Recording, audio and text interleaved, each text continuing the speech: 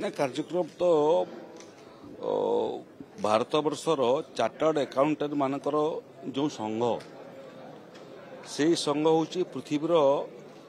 कौन ना देशर सबुठारु बड़ संघ जिते चार्टर्ड अकाउंटेंट भारत वर्ष अच्छा सेटा पृथ्वीर अन्य कौन राष्ट्र ना जिते छात्र चार्टर्ड अकाउंटेंट पाठ पढ़ुंट ओडिशा से मानकर संख्या पृथ्वीर अन्य देशर संख्या ठारू अधिक एवं भारतीय अर्थनीति को शक्तिशाली करवा भारतीय अर्थनीति को नुआ रास्ता देखा एवं भारतीय अर्थनीति को नुआ स्तर पर्यंत नेबारे चार्टर्ड अकाउंटेंट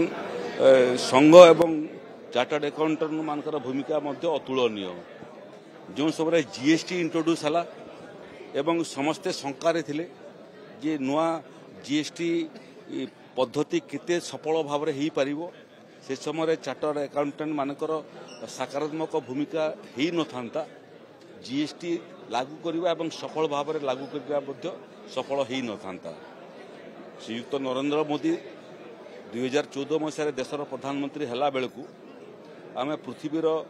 अर्थनीतिर 11 नंबर स्थान में थिलु मोदीजी प्रथम पाली एवं द्वितीय पाली पर 10 वर्ष पर आम 11 नंबर स्थान रु पंचम स्थान को उत्तीर्ण हेलु एवं एबे गोटे वर्ष भितर आम चतुर्थ स्थान को उत्तीर्ण हो सारू 11 नंबर स्थान रु चतुर्थ स्थान को जीवाई भारत सरकार जो उद्यम से उद्यमर सफलता पछरे अन्य मानक भितर भारतवासी सहित चार्टर्ड अकाउंटेंट मानकर भूमिका अतुलनीय थिला एबे लक्ष्य 2047 बेलू जिते देश तार स्वाधीनतार 100 वर्ष पूर्ति पालन करिवो से सब आम चाहूँ स्वप्न देखुचु भारत विश्वनीतिर अर्थनीतिर सबुठारु शक्तिशाली एवं सबुठारु समृद्धशाली देश होइतौ सबुठारु अधिक काया विशिष्ट आमर अर्थनीति होइतौ सेतिरे मध्य चार्टर्ड अकाउंटेंट एवं तांकर संघर भूमिकार आवश्यकता अच्छी से दिगरे से माने काम करछंती आम आशा करिवु government of India with partnership with other organizations including Chartered Accountant Association will take India to the new height of prosperity and glory by 2047. 20 तारीख दिन प्रधानमंत्री आसबार कार्यक्रम मोटामोटी निर्घंट प्रस्तुत होती 12 तारीख दिन ओडिशा सरकार गोटे वर्ष पूर्ति हेबो एवं 8 तारीख रु गुड़िए कार्यक्रम लोकों सांगरे जोड़िया एवं ओडिशा सरकार गोटे वर्षर प्रोग्रेस रिपोर्ट एवं विभिन्न विभाग प्रोग्रेस रिपोर्ट नहीं करी आम लोकों पाखक जीवु हिसाब देवाई गणतंत्र लोक मालिक आम सेवक जो सेवक को से 5 वर्ष निजुक्ति देइछंती से सेवक केते काम करिछि कोन काम करिछि ताकू धरिक लोकों पाखक प्रधानमंत्री कार्यक्रम मोटामोटी काली पर्यंत जहाँ आमर कथबार्ता होता भुवनेश्वर ही हेबो आम आजिकल भुवनेश्वर में बड़ स्थान अभाव हो गला तेणु बड़ स्थान आम खोजुचु से बालीजात्रा पड़िया गोटे स्थान से बाबद में चिंता करुचु किंतु बालीजात्रा पड़िया पार्किंग समस्या अच्छी जनता मैदान गोटे से लोकेशन आम स्थिर करुचु आज संध्या सुधा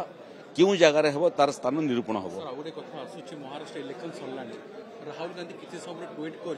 महाराष्ट्र इलेक्शन फिक्सिंग रही है कि प्रधानमंत्री देश को आगे विकसित करने कार्यक्रम की फिक्सिंग कथा राहुल गांधी फिक्सिंग कथा आपण गोटे एभलिया प्रश्न पचारुछंती से प्रश्नर उत्तर देवाई मो पाखरे सक्षमता नहीं राहुल गांधी कौन कहले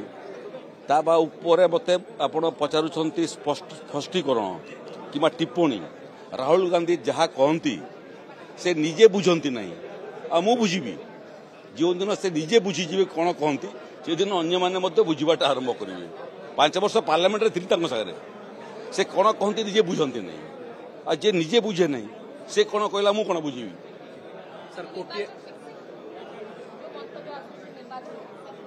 कहली पर आपन को राहुल गांधी को पचारंतु से जहाँ कहले से बुझी कि बारंबार निर्वाचन हारुंट शोचनीय भाव में हारुंट एवं हारुंट तार कारण खाली आपन कहीदे राहुल गांधी नेतृत्व में कांग्रेस चली पर्यंत कांग्रेस कौन भविष्य ना एक द्वितीय विषय है 100 वर्षर पुराना कांग्रेस पार्टी को धराशायी करारे जदि सबुठ बड़ भूमिका कार रहा राहुल गांधी कर रहे सर कोटिया को आप स्पष्ट कोटिया कुआर जो कोटिया ओडिशार एवं ओडिशार ही रहिबो एवं कोटियार एवं कोटियावासींकर मन जिणिबा पई विकास तो गोटे कथा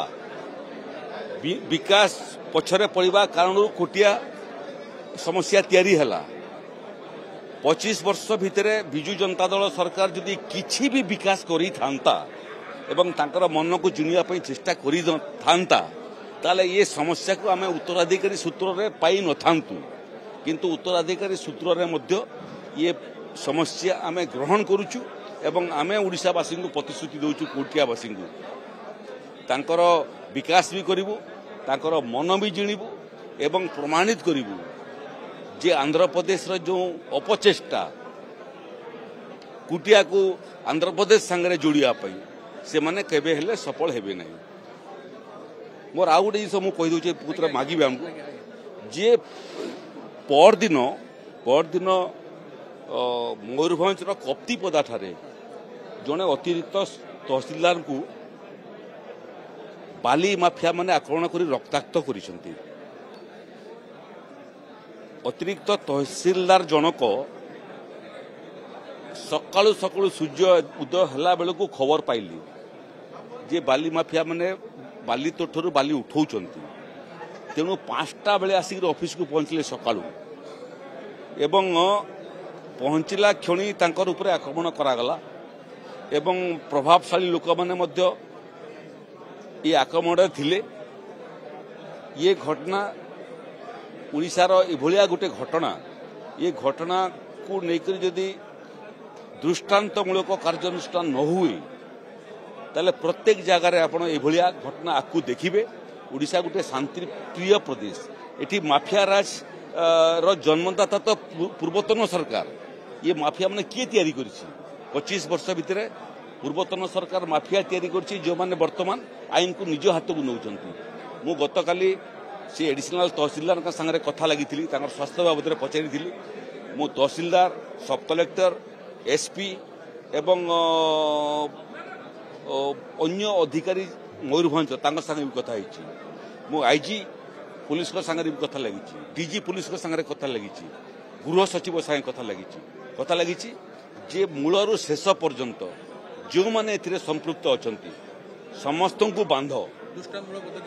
दृष्टांतमूलक पदक्षेप हेब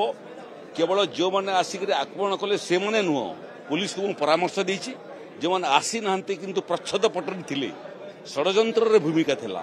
प्रभावशाली लोक मानकर से चेर पर्यंत पहुंच पत्रु चेर पर्यंत माफिया राज ओडिशा रे ये सरकार समाप्त करिवो काहारी चेहरा देखो नहीं जेते प्रभावशाली हेइथौ आईन ता बाटरे जीवो एवं जो माने दुस्साहस कले कप्तिपदार अतिरिक्त तहसीलदार ऊपर आक्रमण कर दुस्साहस उचित शिक्षा आम देवु एवं सारा राज्य को एवं माफिया मान को सारा राज्यर यही वार्ता देवु जे माफिया राज चलेले कौन दंड मिले कि दृष्टांतमूलक दंड मिले देखिए से कप्तिपदारू आरंभ है।